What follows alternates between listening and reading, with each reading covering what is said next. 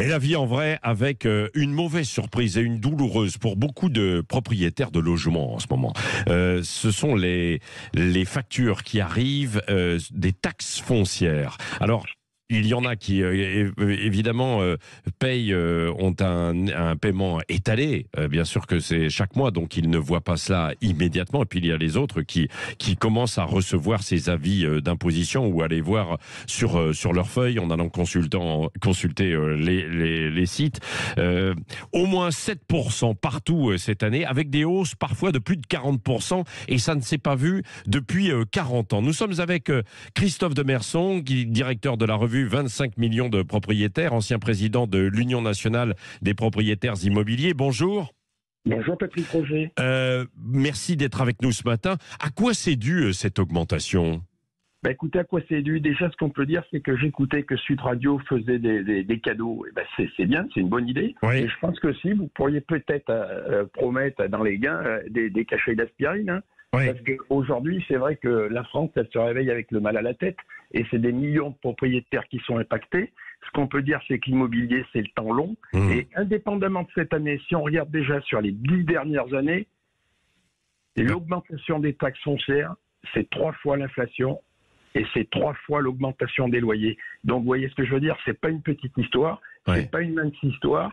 Et maintenant, ce qu'on peut dire pour cette année, c'est que j'allais dire malheureusement, c'est la chronique d'une histoire annoncée, puisque depuis la promesse d'Emmanuel Macron en 2017, depuis cette promesse présidentielle, on savait que la taxe d'habitation allait être supprimée.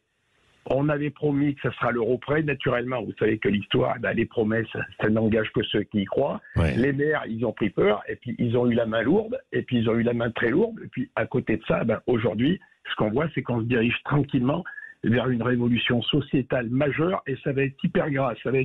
C'est-à-dire révolution sociétale majeure. Oui, ça va être hyper grave pour les propriétaires occupants déjà. Les propriétaires occupants, on sait déjà, maintenant on le sait, qu'il y a beaucoup de classes moyennes qui vont pas pouvoir continuer à payer. Ça, on le sait. Alors quand je dis ça, c'est quoi les classes moyennes ? Je veux pas dire que c'est des gens qui sont très pauvres, qui sont au SMIC, non. C'est des gens qui ont 2 salaires, qui avaient leur résidence principale et qui avaient toute leur vie économisée, qui avaient un appartement au bord de la mer, un petit appartement à la montagne, une maison de famille, etc. Ces gens-là, je peux vous dire que c'est les premiers impactés, ces millions de classes moyennes. Pourquoi ? Tout simplement parce qu'ils ne vont pas pouvoir continuer à payer des deux côtés, parce qu'aujourd'hui, ils sont étranglés. L'explosion des taxes foncières sur la résidence principale, mais à côté, sur la résidence secondaire, c'est l'explosion des taxes foncières, c'est l'explosion de la taxe d'habitation, c'est la surtaxe sur la taxe d'habitation. Donc ça, c'est pour les occupants, pour les propriétaires occupants. Pour les propriétaires bailleurs, ce sont quand même...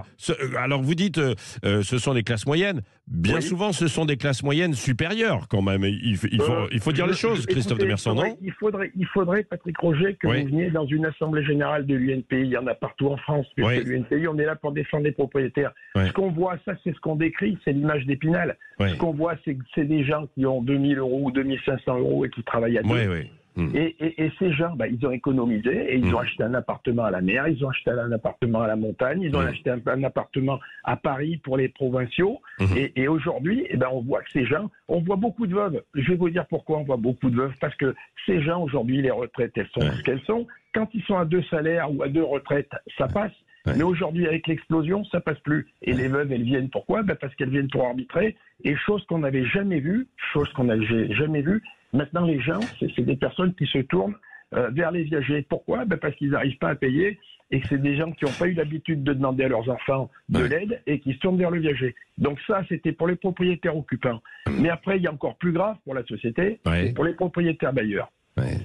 C'est-à-dire, allez-y. Pour les propriétaires bailleurs, je peux vous dire que ça va être hyper grave. Moi, personnellement, j'avais déjà alerté là-dessus les 2 ministres précédents, Emmanuel Vargon et Olivier Klein.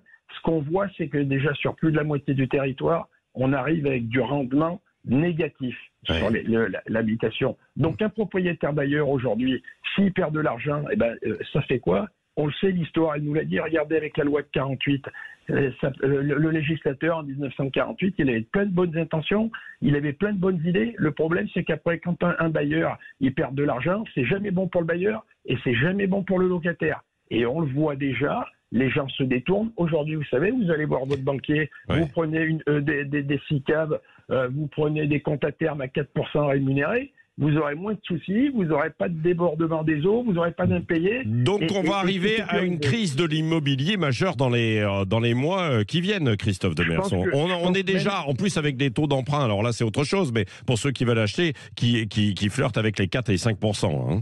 C'est vrai, mais je pense qu'on peut même déjà dire que vous avez employé le passé composé, mais je pense qu'on peut même déjà dire malheureusement que c'est le présent, parce que aujourd'hui, regardez, interrogez des parents autour de vous, et je pense que vos auditeurs le savent, et ben pour trouver un appartement pour un jeune étudiant, pour trouver un appartement pour la mobilité, pour quelqu'un qui veut aller travailler là ou là, eh ben c'est compliqué et c'est très compliqué. Ouais. Christophe Demerson, une dernière question. Est-ce que on peut le dire aujourd'hui, la suppression de la taxe d'habitation, ça fait partie de ses conséquences là aujourd'hui avec cette explosion d'un côté, parce qu'on sait qu'il faut payer quelque part, quoi. Bien sûr, il faut aller chercher de l'argent. Bien sûr. Et après, je ne tire pas forcément à boulet rouge sur les maires et sur les présidents de collectivités locales, parce qu'ils ont un budget à boucler. Bien sûr. Et on leur avait promis la compensation à l'euro près. On sait qu'elle n'y est pas, on le savait, l'histoire elle était écrite. Et d'un autre côté aussi, ce qu'on peut dire, c'est qu'il y a certains maires quand même qui jouent pas le jeu. Et là, c'est plus grave parce que le gouvernement sera obligé de prendre ses responsabilités un jour.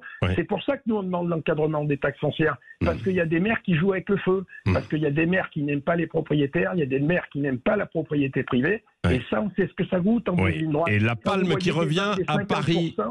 La palme qui revient à Paris pour la hausse des taux, c'est plus de 50%. Et il y a beaucoup d'autres villes aussi où ça flambe, 30-40% pour cette hausse des taxes foncières. Donc je retiens bien, Christophe Demerson, que vous demandez un encadrement de cette taxe foncière. Merci d'être intervenu ce matin sur Sud Radio. Évidemment, toutes ces questions de l'immobilier, de logement, ça nous concerne tous. On y reviendra longuement sur Sud Radio.